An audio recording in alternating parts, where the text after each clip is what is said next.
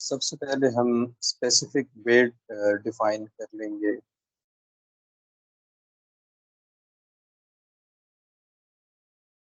Specific weight mathematically कुछ ऐसे लिखा जाता है। गैमा, इसको हम लिखते हैं gamma. Gamma is equal to rho g. Gamma is equal to rho g. इसका मतलब ये हुआ कि स्पेसिफिक वेट हमारे पास होता है weight per unit volume. Weight per unit volume. यहाँ पर अगर आप इसी मैथमेटिक्स को मज़ीद आगे लेकर चलें, रो हमारे पास होता है मैस पर वॉल्यूम। मैस पर वॉल्यूम हम इसको कुछ जैसा कि हमने पहले भी डिस्कस किया था, इसको हम कुछ ऐसे लिखेंगे ताकि ये वेलोसिटी ना लगे। मैस पर वॉल्यूम। अब ये हम इसको काइनेमेटिक विस्कोसिटी के तौर पे भी ऐसे इससे अलग करने के लिए ऐसे लिख रहे होंगे। और दूसरी क्वांटिटी जो हमारे पास है वो है जी। इसी तरह से ये हो जाएगा M G divided by volume. अब अगर आप न्यूमरेटर में देखिए, न्यूमरेटर में हमारे पास है वेट। न्यूमरेटर में हमारे पास है वेट और डिनोमिनेटर में हमारे पास है वॉल्यूम। इसका मतलब है कि जो स्पेसिफिक वेट है ये डिफाइन होता है वेट पर वॉल्यूम। और अगर हम इसका डायमेंशन देखें तो हमारे पास, या यूनिट आप देखिए तो ये होगा वेट, क्योंकि एक फोर्स होती है जो कि ग्रेविटी की वजह से पैदा होती है। हम इसको लिखते हैं न्यूटन। और वॉल्यूम के लिए हम लिखते हैं मीटर क्यूब। ये हमारे पास इसके यूनिट्स होते हैं।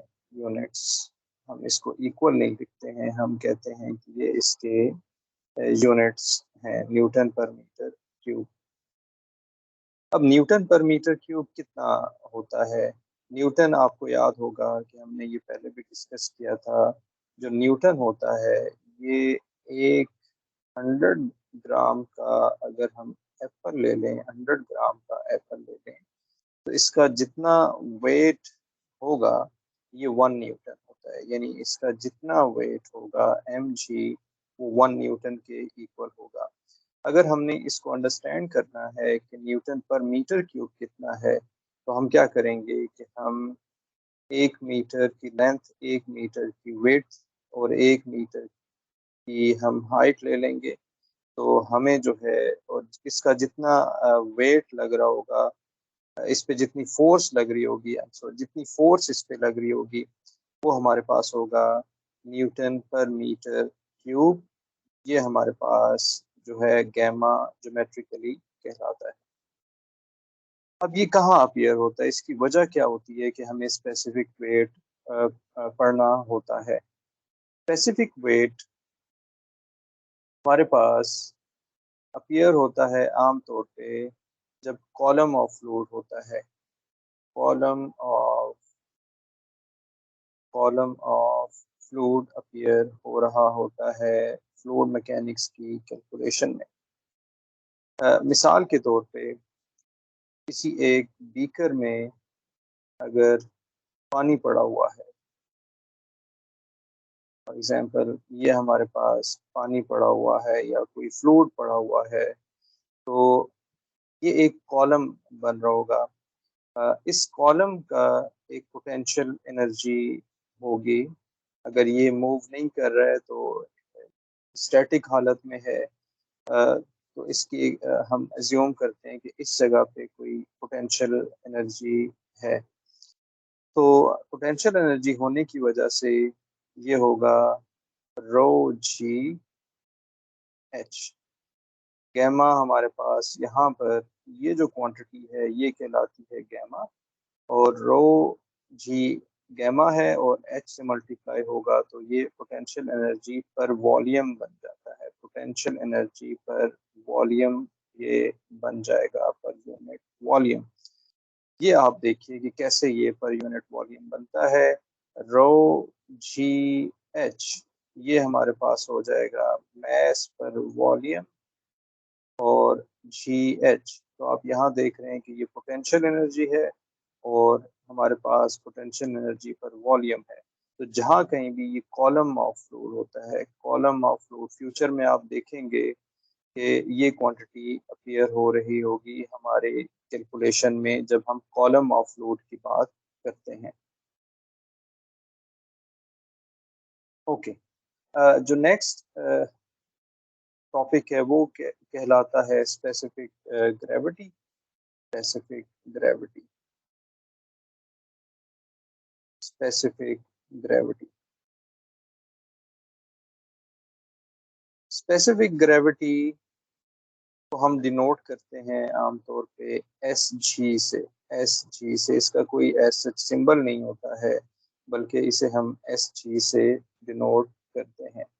जो स्पेसिफिक ग्रेविटी है ये हमारे पास गैस के लिए कुछ मुख्तलिफ होगी। स्पेसिफिक ग्रेविटी फ्लूइड्स के लिए, या आप इसे इस तरह से कह लें कि ये लिक्विड्स के लिए, फ्लूइड्स में तो गैस और लिक्विड दोनों आ जाएंगे, लिक्विड्स के लिए ये मुख्तलिफ तरीके से डिफाइन होती है।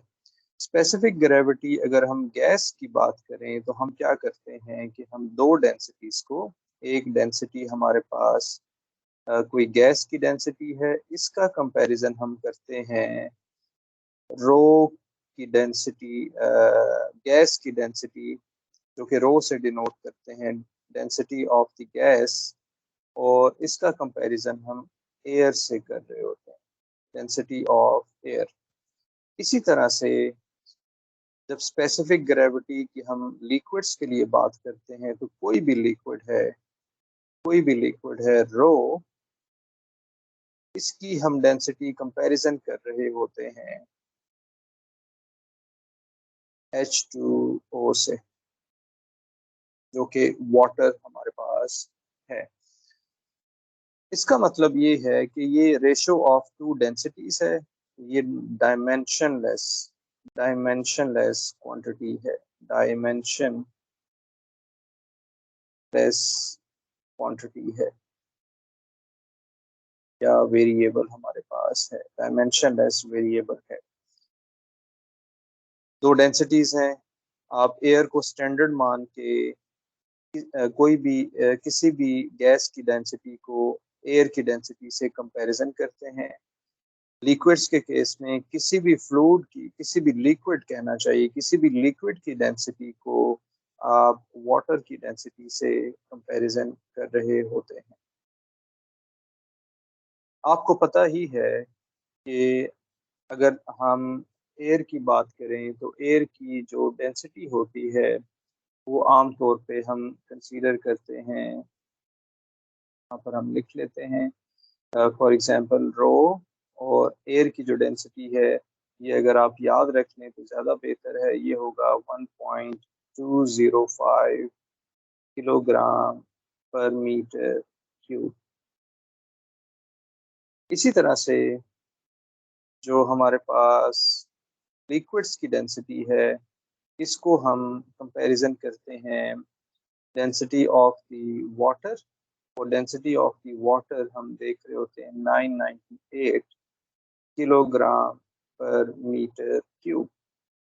हमने पहले सीखा है कि डेंसिटी वाटर की चेंज होती है जब टेम्परेचर चेंज होता है या प्रेशर चेंज होता है। इसी तरह से हमने पहले ये भी सीखा है कि जब डेंसिटी, आप एयर की डेंसिटी की बात करते हैं तो एयर की डेंसिटी प्रेशर और टेम्परेचर से चेंज होती है। तो इसका मतलब है कि ये नंबर तो चेंज होता रहेगा, तो हम इसका क्या करें। बेसिकली ये दो वैल्यूज हमने लिए हुए हैं, ये दो वैल्यूज हमने लिए हुए हैं एस टी पी पे। स्टैंडर्ड टेम्परेचर प्रेशर कंडीशंस पे। ओके, इसको हम फ्यूचर में डिस्कस करेंगे। स्टैंडर्ड टेम्परेचर प्रेशर क्या होते हैं, अभी सिर्फ आप याद रखिए कि हम 1.205 जो कि एयर की डेंसिटी है, इसका कंपैरिजन हम किसी भी गैस की डेंसिटी का कंपैरिजन एयर की डेंसिटी से कर रहे होते हैं। तो ये हमारे पास नॉन डायमेंशनल एक क्वांटिटी है। फॉर एग्जांपल, अगर मुझे स्पेसिफिक ग्रेविटी चाहिए मरकरी के लिए, He के लिए, तो ये हमारे पास होगी 13.6। ये एक नॉन डायमेंशनल नंबर हमें मिल रहा होगा। अब He हमारे पास मरकरी है, इसका मतलब है कि mercury is 13.6 times greater than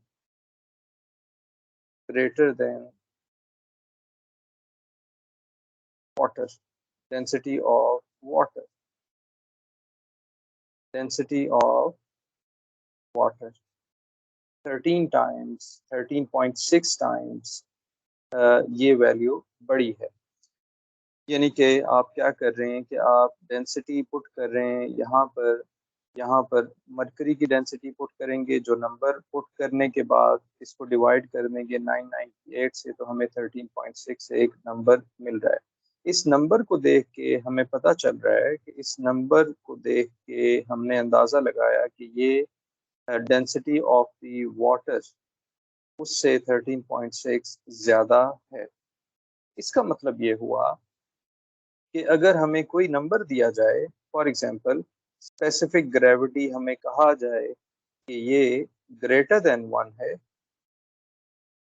इसका मतलब है कि जो फ्लूइड होगा then the fluid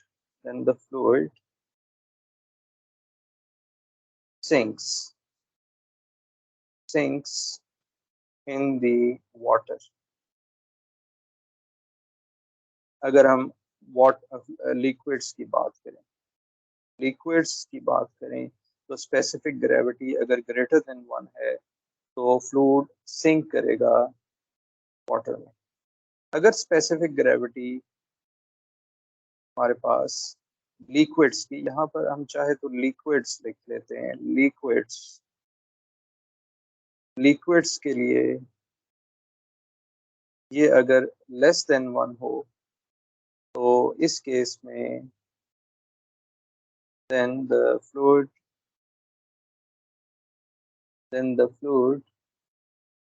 floats in the water। जब आप दो डेंसिटीज कंपैरिजन कर रहे होते हैं तो जो हल्का होगा वो फ्लोट कर रहा होगा, जो भारी होगा वो नीचे बैठ जाएगा। मिसाल के तौर पे ये एक बीकर है, इस बीकर में कुछ पानी पड़ा हुआ है, मिसाल के तौर पे कोई वाटर है, आप इसमें कुछ हनी डालते हैं, आप इसमें शहद डालते हैं, आप इसमें डालेंगे तो आप देखेंगे कि ये शहद जो है ये नीचे बैठ जाएगा, क्योंकि हनी की डेंसिटी वाटर की डेंसिटी से ज़्यादा होती है। तो इसका स्पेसिफिक ग्रेविटी जो है हनी की वो हमारे पास ग्रेटर देन 1 होगा। यानी कि स्पेसिफिक ग्रेविटी ऑफ हनी, ये आप कैसे कंपैरिजन करेंगे, ये कंपैरिजन करेंगे rho density of honey divided by density of H2O जो कि वाटर है, density of honey divided by यहाँ 998 पुट करेंगे और आपको एक नंबर मिल रहा होगा। अगर आप दूसरा केस देखें, हमारे पास एक इसी तरह से बीकर है, इसमें वाटर पड़ा हुआ है, हम क्या करते हैं कि हम इसमें ऑयल डाल देते हैं, कुकिंग ऑयल फॉर एग्जांपल डाल देते हैं, कुकिंग ऑयल। अब कुकिंग ऑयल बेसिकली वो आप देखते हैं कि वो तैरता रहता है यहाँ पर। इसका मतलब है कि कुकिंग ऑयल हमारे पास उसकी डेंसिटी वाटर की डेंसिटी से कम है, जिसकी वजह से वो जो है फ्लोट कर रहा होता है। इस केस में इस केस में हम अगर हनी की बात करें तो इस केस में ये ग्रेटर देन 1 होगा। अगर हम specific gravity for example cooking oil की बात करें, सिर्फ एग्जांपल के लिए आप देखें कि वो कुकिंग ऑयल, आपने rho density of cooking oil, ये वैल्यूज़ आपको बुक्स में मिल सकती हैं। इसको आप कंपैरिजन कर रहे हैं H2O से, और अगर ये वैल्यू लेस देन 1 है तो ये हमारे पास तैर रहा होगा। अगर ये ग्रेटर देन 1 हुआ तो ये हमारे पास बेसिकली सिंक कर जाएगा। Thank you for watching.